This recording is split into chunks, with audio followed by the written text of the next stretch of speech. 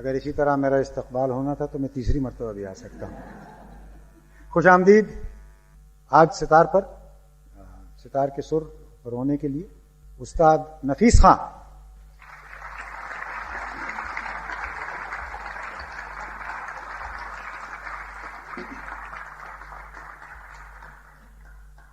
ضیاء محی الدین.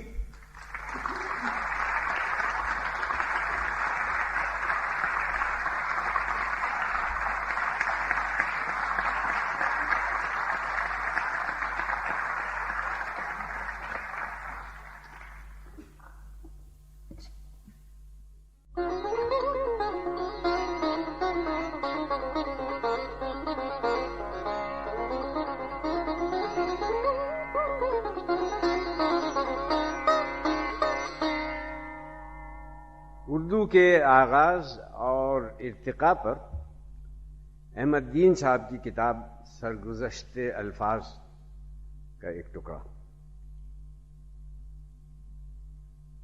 اکثر الفاظ انسان کی اصلیت اور انسانی دل کی کمزوریاں دکھاتی ہیں. مثلا ہم میں سے ہر ایک نے دوسروں کو خوش کرنے کے لیے ان کی ہاں میں ہاں ملانے کی کوشش کی ہے اور کبھی اس امر کا لحاظ نہیں رکھا کہ ہماری اپنی آزادانہ رائے کو اس میں فی الحقیقت اتفاق ہے یا نہیں. اس طریق عمل کو ناپسندیدگی کی ٹکسال لے کر خوشامد کا لقب دیا گیا.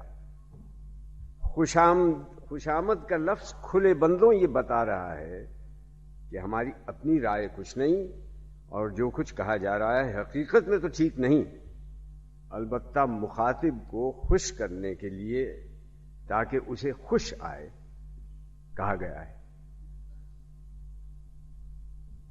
جہاں کہیں پیش قدمی اور ترقی سے جہاں قومی افق پر نئے خیالات جلوہ گر ہو رہے ہوتے ہیں اور قومی دل میں نئے ولولے ابھر رہے ہوتے ہیں اور ان کے علم میں نئے واقعات آ رہے ہیں، وہاں زبان بھی بڑھے گی اور ترقی بھی ہوگی. یہ پیچھے پیچھے نہیں رہ سکتی، کیونکہ انسان محسوس کرتا ہے کہ کوئی چیز اس کی خاص ملکیت نہیں ہو سکتی. وہ کسی نئے خیال کو پختہ اور اپنا نہیں کہہ سکتا. ہماری کمزوری، اور کمزوری میں شک نہیں، سب سے زیادہ یہ ہے کہ ہم خود اپنی زبانی سے اس کے قائل ہیں.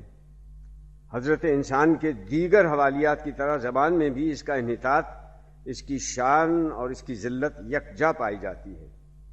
اس نے اپنی نئی زندگی کے پیش در پیش راہوں میں ظلمت اور سیاہ کاری کی کیا کیا تخم ریزی کی ہوگی کہ زبان کے رگ و ریشے میں سیاہی کے دھبے جا بجا نظر آتے ہیں. رنج اور افسوس سے ماننا پڑتا ہے کہ بیشتر زبانوں میں گناہ کے لفظ نیکی کے الفاظ سے زیادہ ہیں. انسان نے اپنے خیالات کو لفظی لباس میں اظہار کرنے کی طاقت آہستہ آہستہ حاصل کی. آدمی اپنی زبان خود بناتا ہے، لیکن بالکل اس طرح جیسے شہد کی مکھی اپنا چھتا بناتی ہے یا پرند اپنا گھونسلہ اسے بناتے ہیں. اس کے سوا کوئی چارہ نہیں. ایک اور کمال جو انسان نے دکھایا وہ یہ ہے کہ ایسی حسیات کے لیے جو کبھی اس کے دل یا اس کے سینے میں موجزن نہیں ہوئے، ترکیبیں جو اس نے ترکیب ہی نہیں دیں، اشیاء جو اس کے سامنے ہی نہیں، اعتبارات جس کا اسے ادراک ہی نہیں، ان سب کے لیے ان کے اظہار اور بیان کے لیے وہ الفاظ کا ذخیرہ رکھتا ہے. جوں اعلیٰ خیالات، روحانی خیالات ایک دوسرے کے بعد اس قوم میں مرتے جاتے ہیں، الفاظ بھی جو انہیں ظاہر کرتے ہیں گم ہو جاتے ہیں. شائستگی کے زمانے کی جو عادتیں یکے بعد دیگرے چھوڑ دی جاتی ہیں، تو ایسے الفاظ بھی جو ان کی وجہ سے زبان زد تھے ترک ہو جاتے ہیں. پہلے پہل ان کا یہ استعمال چھوٹ جاتا ہے، پھر حافظہ بھی انہیں بھول جاتا ہے، اور کچھ مدت کے بعد ایسے الفاظ نابود ہو جاتے ہیں. مغلانی اردو میں تاریخ کا ایک عبرت ناک صفحہ پیش کرتی ہے۔ اس میں کلام نہیں کہ مغلانی مغل کی تانیث ہے، لیکن سلطنت مغلیہ کے زوال کے بعد اپنے عالی مرتبے سے گر کر موجودہ حالت میں ہمارے ملک میں بعض امیر گھرانوں میں بچوں کی اتالیقی کی خدمت بجا لا کر اپنا پیٹ پالتی ہے۔ الفاظ اپنی اصلیت سے بہرحال وابستگی رکھتے ہیں۔ مشلچی مشل اٹھانے والا ہے، اگرچہ اب باورچی خانے کے برتن صاف کرنے والا بھی اسی نام سے پکارا جاتا ہے۔ شعلے کی نسبت دور نہیں ہوئی۔ غریب اجنبی غیر وطن تھا، جیسا کہ غریب الوطن میں موجود ہے، اب نادار اور بےکس ہے، لیکن دیکھ لو کہ اجنبیت اور وطن سے دور ہونے کی حالت نے پیچھا نہیں چھوڑا۔ خصم عربی میں دشمن تھا، یہاں ہمارے مالک یہاں آ کر مالک ہوا اور پھر اردو میں خاوند ہو گیا۔ چیرہ دستی کا خیال مشترک ہے۔ افراد کے غور و فکر کے بعد الفاظ بنانے اور عوام الناس کے منہ سے الفاظ کے خود بخود پیدا ہونے کے درمیان ایک ایسا شخص بھی ہے جو الفاظ بنانے میں سب سے زیادہ ممد اور معاون ثابت ہوتا ہے، اور یہ شخص بلا شبہ شاعر ہے۔ پرانے اور دیر آشنا الفاظ ہی شاعر کی زبان پر نئی صورتیں اور نئے مذاق پیدا کر لیتے ہیں۔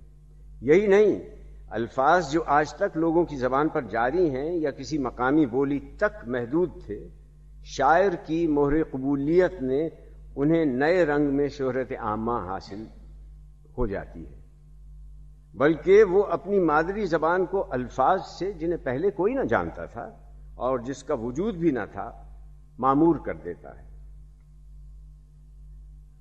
اگر ہم پوری واقفیت رکھتے ہوں تو ہمیں معلوم ہونا چاہیے کہ ہم ساری عمر اپنی گفتگو میں بے ساختہ ایسے الفاظ استعمال کرتے رہتے ہیں جو نازک خیالی اور رنگینی میں اعلیٰ سے اعلیٰ درجے کی نظم کے ہم پلہ ہے۔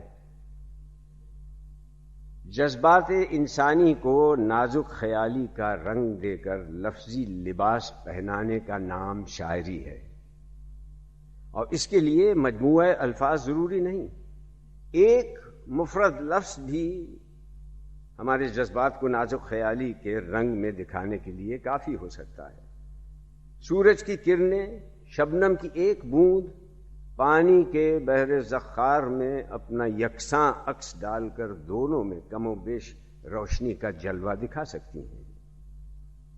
اس موقع پر ایک لطیفہ نقل کرنا لطف سے خالی نہ ہوگا۔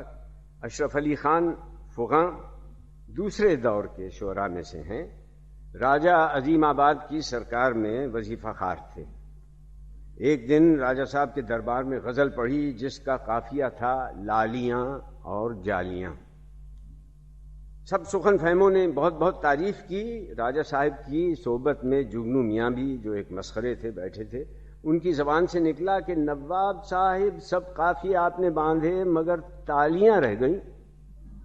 انہوں نے ٹال دیا، کچھ جواب نہ دیا۔ راجہ صاحب نے خود شاعر سے کہا، سنتے ہو جگنو میاں کیا کہتے ہیں؟ فغاں نے کہا، ہاں مہاراج، مگر اس قافیے کو مبتذل سمجھ کر چھوڑ دیا تھا، اب حضور فرمائیں تو اب بھی ہو سکتا ہے۔ مہاراج نے کہا کہ کہیے۔ انہوں نے اسی وقت پڑھا، جگنو میاں کی دم جو چمکتی ہے رات کو، سب دیکھتے اس کو بجاتے ہیں تالیاں۔ تمام دربار چمک اٹھا اور میاں جگنو مدھم ہو کر رہ گئے۔ اگر ہم غور سے ان الفاظ کو ملاحظہ کریں جو پہلو بہ پہلو اپنے قدم جمائے کھڑے ہیں، کوئی ایک دوسرے سے پیچھے ہٹنے والا نظر نہیں آتا۔ ہم دیکھیں گے کہ تقریباً ایک مثال میں الفاظ نے اپنا اپنا علیحدہ علیحدہ حلقہ معنی قائم کرنے کی کوشش کی ہے اور استعمال میں کم و بیش ممیز ہو گئے ہیں۔ بولی میں زبان کی شستگی نہیں پائی جاتی۔ بولی کو زبان کا رتبہ ملنے کے لیے اس میں نشو و نما اور وسعت درکار ہے۔ جب کسی زبان کا علم ادب تیار ہوتا ہے مصنفین جو مختلف غیر زبانوں سے واقف ہوتے ہیں ان زبانوں کے الفاظ لے لیتے ہیں، اگرچہ ان الفاظ کی ایسی ضرورت نہیں ہوتی، اور یہ استعمال بسا اوقات شوکت اور شان اور اپنی علمیت دکھانے کے لیے ہوتا ہے، نہ کہ اظہار خیالات کے لیے۔